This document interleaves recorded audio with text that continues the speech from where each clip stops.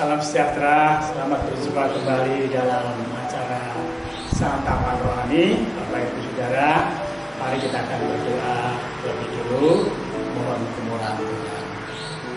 Dengan segala kerendahan hati kami, Bapa di surga, kami naikkan syukur, kami menyerahkan dalam tangan Tuhan untuk acara Santapan Rohani ini, agar Tuhan menolong, Tuhan berikan kekuatan, berikan kewahyuan kepada setiap kami, agar di dalam pemberitaan ini Tuhan menjadi berkat bagi banyak orang. Terima kasih Bapa di surga, kami mengucap syukur, kami berdoa di dalam nama Tuhan Yesus. Haleluya. Amin. Baik, puji Tuhan, Bapak Ibu Saudara terkasih dalam Tuhan. Pada kesempatan ini kita akan kembali kita belajar dengan firman Tuhan, yaitu berbicara tentang kuasa doa dalam jemaat. Kuasa doa dalam jemaat. Kita akan buka di dalam Kisah Para Rasul pasal yang keempat. Kisah Para Rasul pasal yang keempat, kita akan baca dalam ayat yang ke-31. Ayat ini berkata demikian: ketika mereka sedang berdoa, goyanglah tempat mereka berkumpul itu, dan mereka semua penuh dengan Roh Kudus. Lalu mereka memberitakan firman Allah dengan berani. Puji Tuhan, Bapak Ibu Saudara. Kisah ini Bapak Ibu Saudara, kalau saudara baca dari ayat yang ke-23, judul di atas adalah doa jemaat. Jemaat ini mereka berdoa kepada Allah dengan satu tujuan, adalah untuk mendoakan hamba-hambanya, para rasul-rasulnya yang telah memberitakan firman Tuhan. Dan sementara mereka memberitakan firman Tuhan, mereka dihadapkan dengan yang namanya mahkamah agama. Ya. Mengapa mereka dihadapkan dengan mahkamah agama? Karena berawal dari Petrus menyembuhkan orang lumpuh sejak lahir yang usianya sudah 40 tahun. Ya. Dan menyembuhkannya bukan dengan kekuatan sihir, tidak, tetapi dengan nama Yesus. Nah, mahkamah agama dan ahli Taurat, orang Farisi dan orang Saduki, menghendaki supaya Petrus dan Yohanes dan teman-temannya tidak diperkenankan untuk memberitakan nama Yesus. Orang sakit disembuhkan boleh, bahkan mungkin orang mati dibangkitkan boleh, tetapi untuk memberitakan nama Yesus jangan. Ini saudara ya. Lah kenapa? Ya, kalau masih ada pertanyaan, loh kenapa kok nggak boleh? Saudara tahu bahwa nama Yesus adalah nama di atas segala nama. Di mana nama Yesus itu diberitakan, dan orang yang mengaku menerima Yesus sebagai Tuhan dan Juru Selamatnya akan disebut menjadi anak-anak Allah. Ini masalahnya, saudara. Nah, kalau banyak orang yang percaya kepada Tuhan Yesus lalu menjadi anak-anak Allah, ya, pertanyaannya, lalu yang akan menghuni neraka siapa?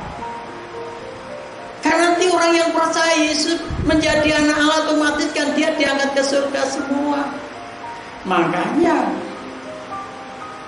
roh-roh di udara, penghulu-penghulu angkasa roh jahat pada saat itu memakai orang-orang Farisi, orang Saduki dan ahli Taurat agar tidak memberitakan nama Yesus. Nah, ketika itulah jemaat berdoa kepada Allah. Ya. Dikatakan di sini saudaraku, ya. Ketika teman-teman mereka mendengar hal itu, berserulah mereka bersama-sama kepada Allah.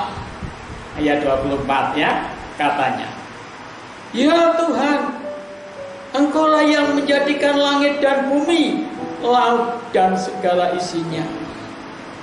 Dan oleh Roh Kudus dengan perantaraan hamba-Mu Daud, Bapa kami, Engkau telah berfirman, mengapa rusuh bangsa-bangsa, mengapa suku-suku bangsa mereka-reka yang sia-sia? Raja-raja dunia bersiap-siap dan para pembesar berkumpul untuk melawan Tuhan dan yang diurapinya." Ini doa jemaat, saudara ya. "Sebab sesungguhnya telah berkumpul di dalam kota ini, yaitu Herodes, Pontius Pilatus, beserta bangsa-bangsa dan suku-suku bangsa Israel melawan Yesus, hamba-Mu yang kudus yang Engkau urapi, untuk melaksanakan segala sesuatu yang telah Engkau tentukan dari semula oleh kuasa dan kehendak-Mu. Dan sekarang ya Tuhan, lihatlah bagaimana mereka mengancam kami, dan berikanlah kepada hamba-hamba-Mu keberanian untuk memberitakan firman-Mu." Ini saudara, jadi jemaat berdoa sehati, Roh Kudus hadir di dalam jemaat. Ketika Roh Kudus hadir dalam jemaat, Roh Kudus memenuhi seluruh jemaat.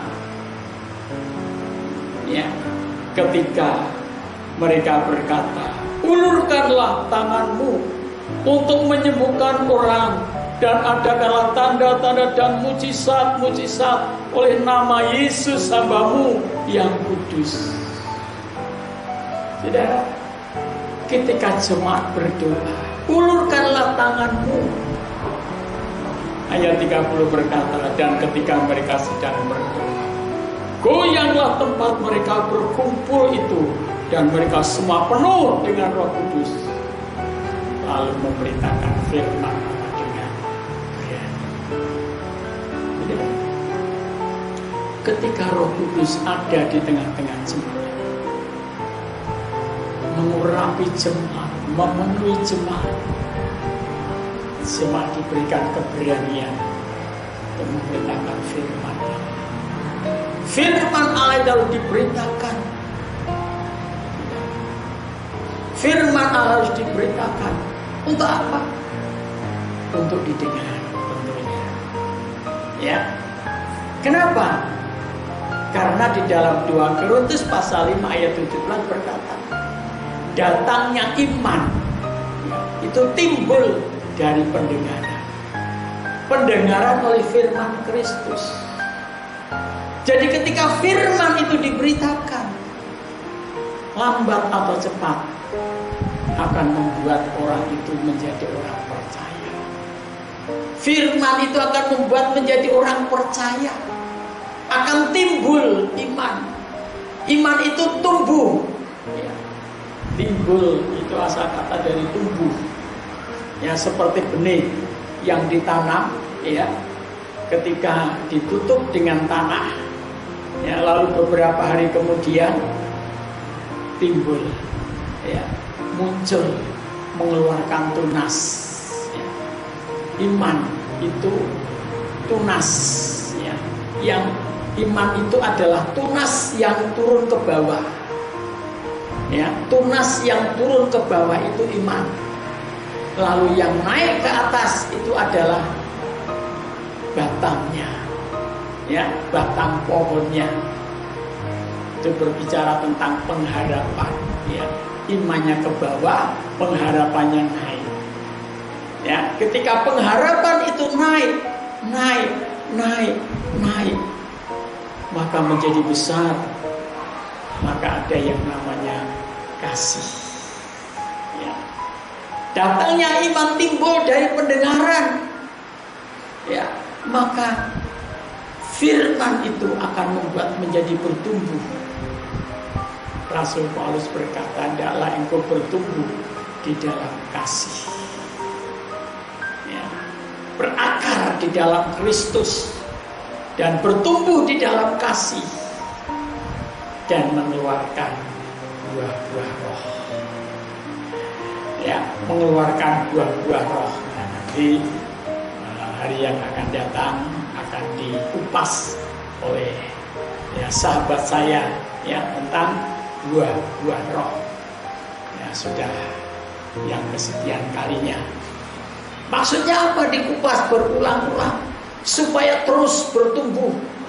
Jemaat itu mengeluarkan buah-buah roh.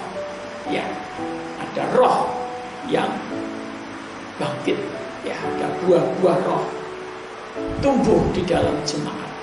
Ya, jadi akar itu iman terus semakin ke dalam, semakin ke dalam, semakin ke dalam, semakin ke dalam akar, semakin ke dalam akan semakin menemukan batang-batang air.